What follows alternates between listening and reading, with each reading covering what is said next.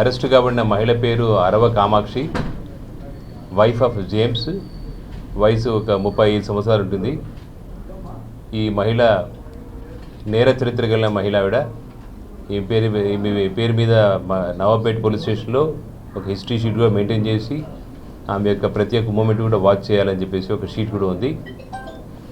మొన్నటి రోజు జరిగిన రూరల్ పోలీస్ స్టేషన్లో జరిగిన ఒక పెంచలయ్య అనే మర్డర్ కేసులో ఈ కామాక్షి అయిన మహిళ ప్రథమ నిందితురాలు, ప్రైమ్ అక్యూజ్డ్.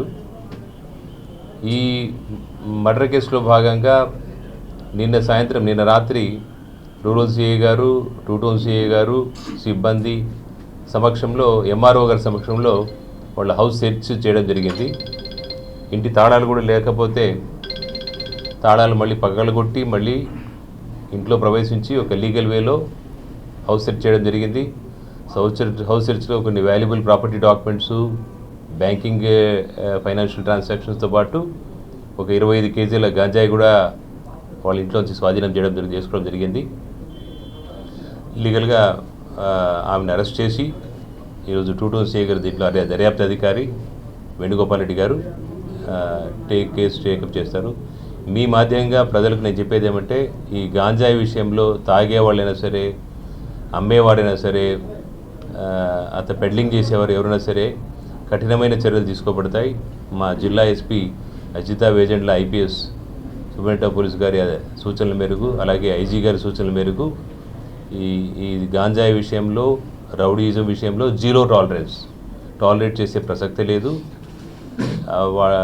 నిందితులు ఎటువంటి ఏ స్థాయిలో ఉన్నప్పటికీ కూడా వారి మీద రౌడీయిజం అయితే జీరో టాలరెన్స్ అని ఒక పాలసీ పెట్టుకున్నాము. అలాగే నేను ప్రజలకు అప్పీల్ చేసేది ఏమంటే, ఈ గాంజాయి ఎవరైతే అడిక్ట్ ఉన్నారో, ఇక టౌన్లో డీ అడిక్షన్ సెంటర్ ఉంది, వాళ్ళు మమ్మల్ని అప్రోచ్ అయితే వాళ్ళందరికీ డీ అడిక్షన్ సెంటర్ పంపిస్తాం. చక్కగా ఒక మంచి పౌరులాగా, బాధ్యత కలిగిన పౌరులాగా తయారై మళ్ళీ బయటకు వస్తారు. ఈ గాంజాయి మత్తు నుంచి యువత బయటికి రావాలి. ఈ నేరాలకు పాల్పడే ఒక ప్రవృత్తి నుంచి కూడా బయటికి రావాలని చెప్పి మీ మాధ్యమం ద్వారా ప్రజలకు నేను కోరుకుంటాను.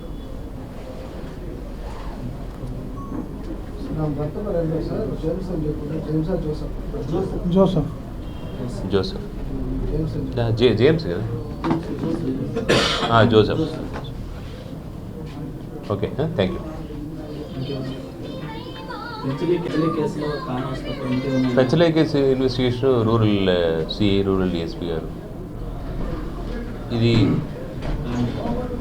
హౌస్ సెర్చ్ జరిగిన కన్సైన్మెంట్కి మాత్రమే ఈ కేసు. ఎక్కడ? హౌస్ సెర్చ్లోనే, ఇంటి దగ్గరే. తాళం